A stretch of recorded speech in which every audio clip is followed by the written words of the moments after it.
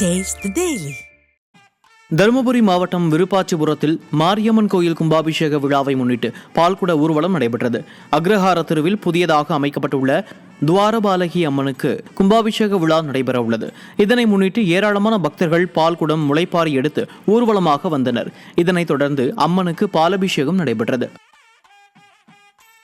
திண்டுக்கல் மாவட்டம் நிலக்கோட்டை அருகே அங்காள ஈஸ்வரி வாலகுருநாதர் கோயில் கும்பாபிஷேக விழா வெகு விமர்சையாக நடைபெற்றது. குள்ளிசெட்டிப்பட்டி கிராமத்தின் காவல் தெய்வமாக விளங்கும் அங்காள ஈஸ்வரி வாலகுருநாதர் கோயில் கும்பாபிஷேக விழாவை முன்னிட்டு புனித நீர் மற்றும் முளைப்பாரி மேளதாளம் வான வேடிக்கைகள் முழங்க ஊர்வலமாக எடுத்து வரப்பட்டது.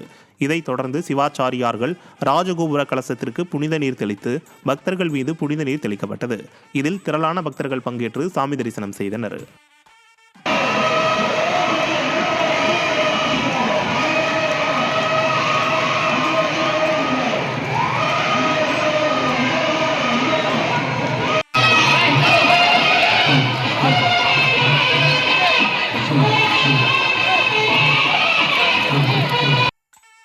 புதுக்கோட்டை மாவட்டம் மாங்குடி கிராமத்தில் ஸ்ரீ வீரலட்சுமி ஸ்ரீ மாயக்குரத்தி மல்லாயி அம்மன் இரட்டை கோபுர ஆலய மகா கும்பாபிஷேகம் நடைபெற்றது.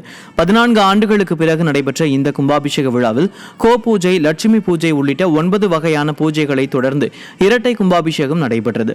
இதில் பல்லாயிரக்கணக்கான பொதுமக்கள் கலந்து கொண்டு வழிபாடு செய்தனர்.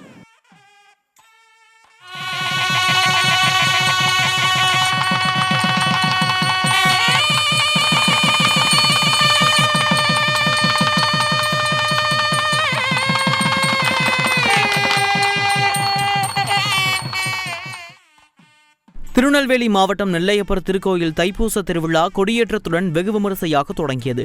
பிரசித்தி பெற்ற சிவாலயங்களில் ஒன்றான நெல்லையப்பர் கோயிலில் தைப்பூச திருவிழா ஆண்டுதோறும் 12 நாட்கள் நடைபெறுவது வழக்கம். அதன்படி சின்ன தங்க கொடிமரத்தில் சிறப்பு பூஜைகளுடன் கொடியேற்றம் நடைபெற்றது. இதில் திரளான பக்தர்கள் கலந்து கொண்டு சுவாமி தரிசனம் செய்தனர்.